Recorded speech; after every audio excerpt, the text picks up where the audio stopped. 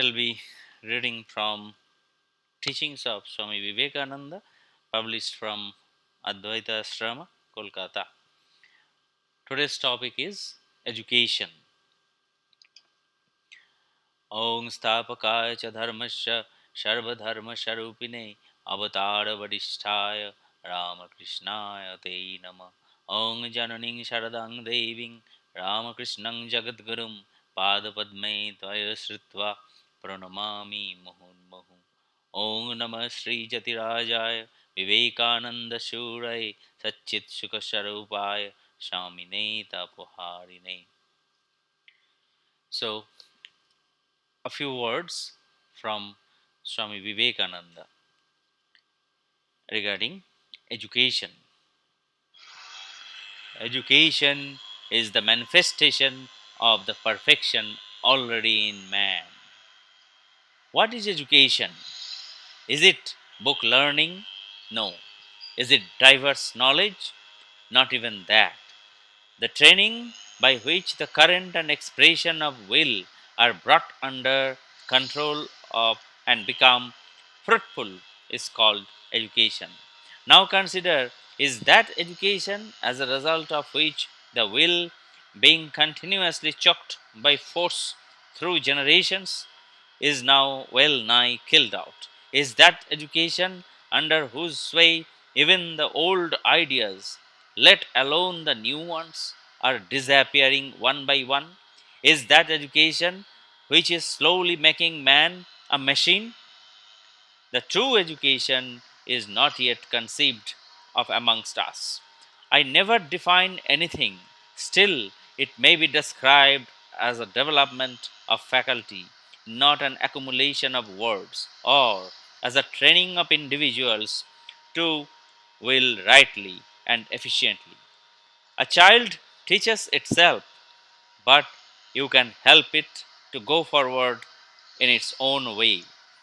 What you can do is not of the positive nature, but of the negative. You can take away the obstacles, but knowledge comes out of its own nature. Loosen the soil a little so that it may come out easily. Put a hedge round it. See that it is not killed by anything, and there your work stops. You cannot do anything else. The rest is manifestation from within its own nature. So, with the education of a child educates itself. You come to hear me, and when you go home, compare what you have learned, and you will find you have thought out the same thing. I have only given it expression. I can never teach you anything.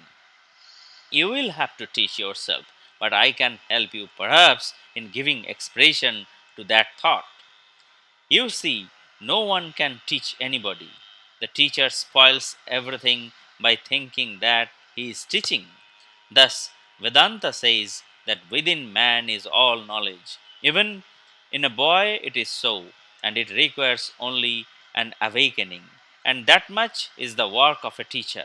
We have to do only so much for the boys that they may learn to apply their own intellect to the proper use of their hands, legs, ears, eyes, etc. And finally, everything will become easy.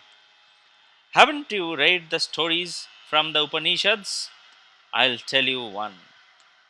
Satyakama went to live the life of a brahmacharin with his guru.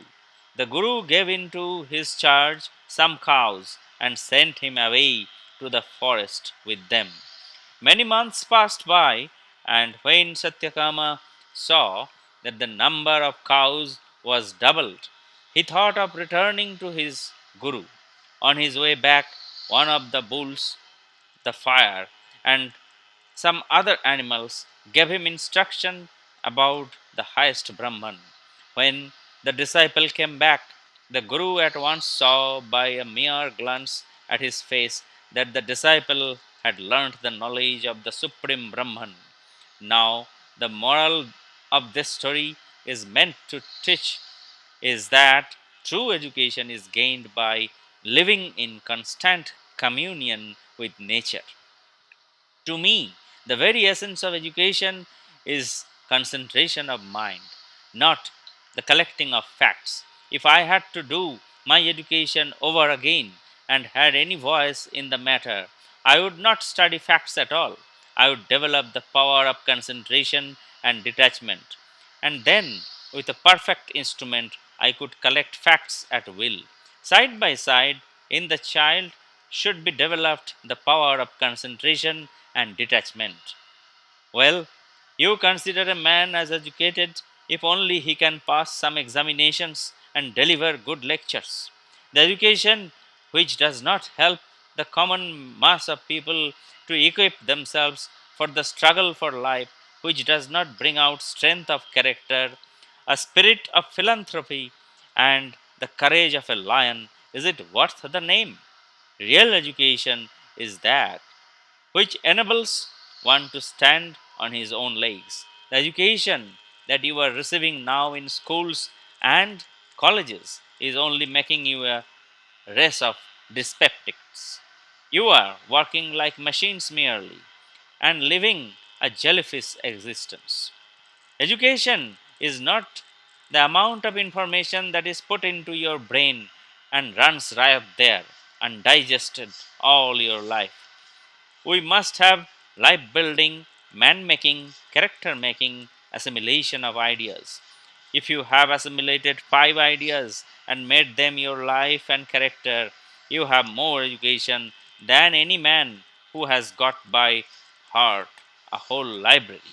If education were identical with information, the libraries would be the greatest sages in the world, and encyclopedias the rishis. Negative thoughts weaken man. Do you not find that where parents are constantly taxing their sons to read and write, telling them they will never learn anything, and calling them fools, and so forth, the latter do actually turn out to be so in many cases. If you speak kind words to boys and encourage them, they are bound to improve in time. What holds good of children also holds good of children in the region of higher thoughts. If you can give them positive ideas, people will grow up to be men and learn to stand on their own legs in language and literature, in poetry and in arts. In everything, we must point out not the mistakes that people are making in their thoughts and actions, but the way in which they will gradually be able to do these things better. Pointing out mistakes wounds a man's feelings. We have seen how Sri Ramakrishna would encourage even those whom we considered as worthless and change the very course of their lives thereby. His very method of teaching was a unique phenomenon. Knowledge is inherent in man. No knowledge comes from outside, it is all inside. What we say a man knows should, in strict psychological language, be what he discovers or unveils.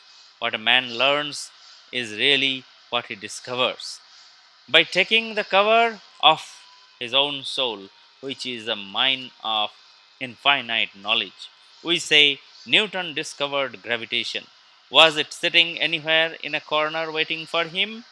It was in his own mind. The time came and he found it out. All knowledge that the world has ever received comes from the mind. The infinite library of the universe is in your own mind. The external world is simply the suggestion, the occasion which sets you study your own mind, but the object of your study is always your own mind. The falling of an apple gave the suggestion to Newton, and he studied his own mind. He rearranged all the previous links of thought in his mind and discovered a new link among them, which we call the law of gravitation. It was not in the apple nor in anything in the center of the earth. All knowledge, secular or spiritual, is in the human mind. In many cases, it is not discovered, but remains covered. And when the covering is being slowly taken off, we say we are learning. and the advance of knowledge is made by the advance of this process of uncovering. The man from whom this veil is being lifted is the more knowing man. The man upon whom it lies thick is ignorant, and the man from whom it has entirely gone is all knowing, omniscient. Like fire in a piece of flint, knowledge exists in the mind. Suggestion is the friction which brings it out. No one was ever really taught by another. Each of us has to teach himself. The external teacher offers only the suggestion which rouses the internal teacher to work to understand things.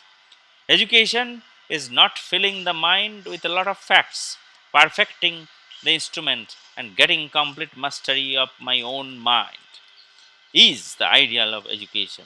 If I want to concentrate my mind upon a point, it goes there, and moment I call, it is free again. So this much is for today. Ong Niranjanang Nittam Anantarupang Bhaktanukampadhrita Vigraham Vai Ishavatarang Parameshamidang Tang Ramakrishnang Shirasha Namami. Ong Jathagnirdaika Shakti Ramakrishna Stita Hija Sarva Vidya Sarupang Tang Sharadang Pranamamaham. Paro Tatte Sadalina Ramakrishna Shamagaya Jau Dharma Sthapanarato Bideshankang Namamaham.